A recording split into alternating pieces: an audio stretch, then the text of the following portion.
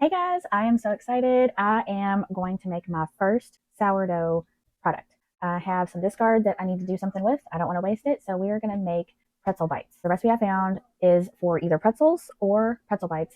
I'm going to do pretzel bites, but it's mostly the same for either. I will share the recipe in the description and let's get started. Hands in the earth, we're making it right. Planting hope by morning light. Every seed a promise sown. Together we'll make. So I have everything pre-measured. I did use my scales for this. I haven't used my scales for the sourdough journey, but I feel like it's really going to be beneficial for the recipes so that they don't go wrong. And I did notice on this recipe, it has measurements in grams and then it has measurements in a measuring cup or a tablespoon.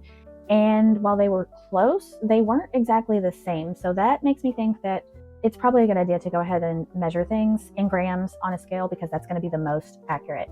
And if you know anything about baking, it is scientific and the measurements really do matter most of the time. So I want to get this right. So what we're going to do is turn on the scales, and that has it zeroed out since my mixing bowl was already sitting on there. If it weren't already on there and I turned it on, then I would just hit the tare button to zero it out. So now what we're going to do is start by pouring our starter in here, and we need 113 grams or half a cup, but I'm measuring in grams, so we're going to measure it out for that. So 113 grams. I'm going to go kind of slowly because I don't know how quickly it's going to get up to that. That's a little over 113 grams, but I think that's close enough. Grams are pretty small. So now I'm not going to need the scales for any more of this, so I'm going to just set that to the side because I've already pre-measured this. But what you can do is just keep your bowl on your scales and then click the tare button between each ingredient, and then you can measure. It'll just measure that ingredient. And you need 300 grams of water, or around 1 1/4 cup. And I'm going to whisk that. And then we're going to pour our sugar in here. And the recipe says to pour the sugar now and then the salt later, but I have the sugar and salt both here together, and I really don't think that's going to matter.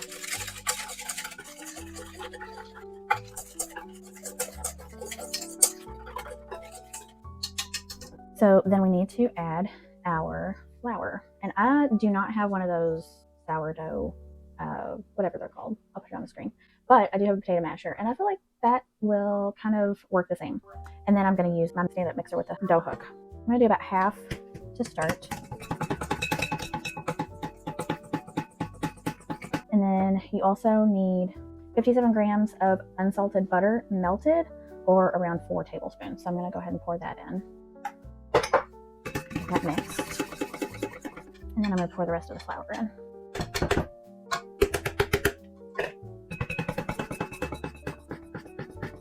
I think that's going to be good. And then I'm going to take this over to my stand-up mixer and use my dough hook because I think that's going to do a really good job of mixing it the rest of the way. And we need to knead it for about 8 to 10 minutes. And while I don't mind kneading, if you got a stand-up mixer that can do the kneading for you, why not? Especially for 8 to 10 minutes. There's your dough.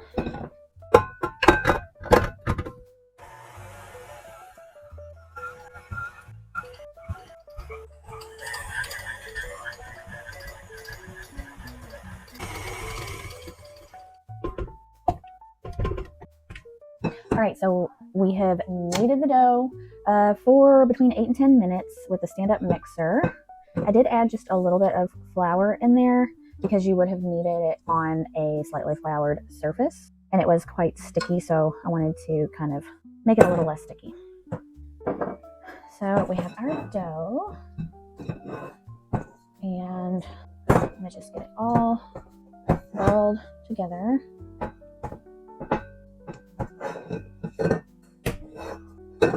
And just knead it a few more times by hand. Full, fold, and a quarter turn. And then press with the heel of your palm. And we've got this nice, beautiful ball of sourdough. I'm going to set this in here. We're going to cover it with a damp tea towel and let it rise for about 4 to 6 hours until it doubles in size. So I'll see you in a few hours. All right, guys, our dough has risen for about 5 hours and it has pretty much doubled. It smells delicious. So now we are going to lightly flour our surface, and then we are going to dump the dough out onto our floured surface.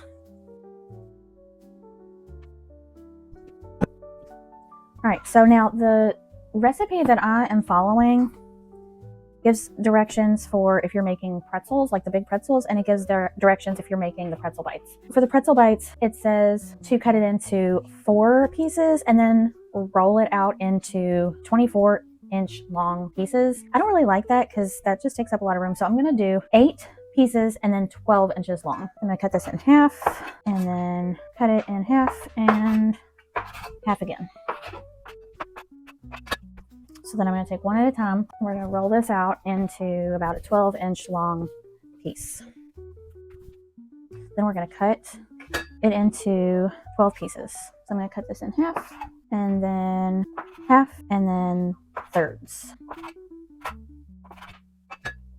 And then we're going to put these on our pan. You can use parchment paper, or in my case, I have a silicone baking mat. And we're going to do that until we get through all of these.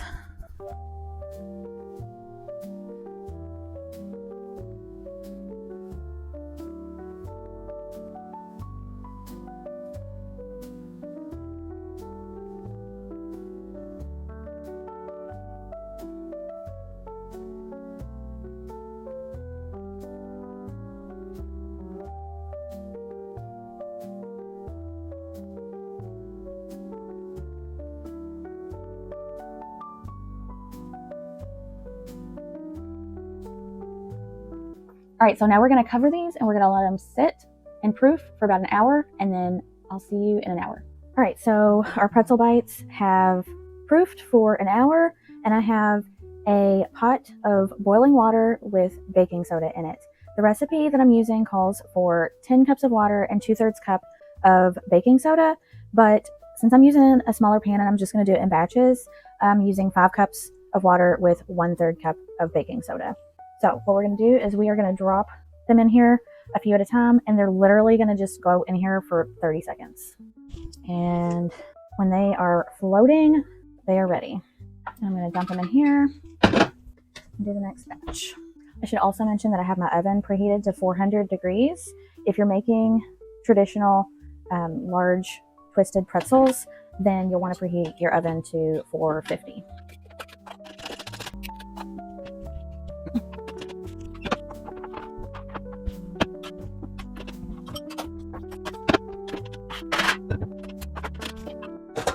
Okay, so don't do the bowl with paper towel thing. Doesn't work, messes them up. Boil them, dry them, like strain them or whatever, and put them directly in your pan. That's what you need to do.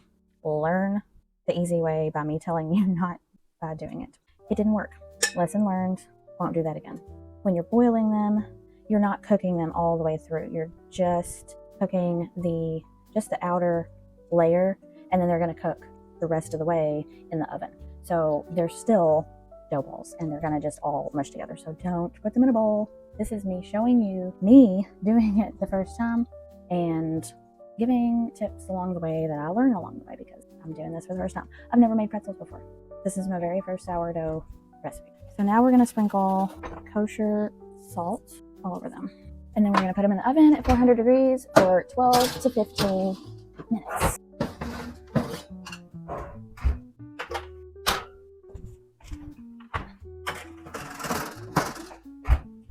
All right, these look really good. I'm gonna be honest, I was not very hopeful when I put them in the oven because they really didn't look great, but they seem to have turned out really well. So they seem to be really forgiving. Like I said, when you're boiling them and pulling them out, don't put them in the bowl with a paper towel. That did not work out like I thought it would. Save yourself the trouble, don't do that. Drain them and put them directly on the pan you're gonna bake on, and then brush on the egg wash. These would be really good with a cheese dip or a mustard dip, but I'm really happy with how these turned out. I'm so excited that I was finally able to make something with my sourdough, only 10 days in, and I'm excited for all the other things that I'm gonna get to make from the sourdough, and I will bring you along the way. So don't forget to like and subscribe. I know this is a little bit, it was something, but it was my first recipe with sourdough, and ultimately, I think it turned out nice. So, you know, I'm gonna get better each time, so follow along the way and watch as I grow. And you can join me too. It's not too late to start your sourdough. And I will catch you in the next one. Bye, guys.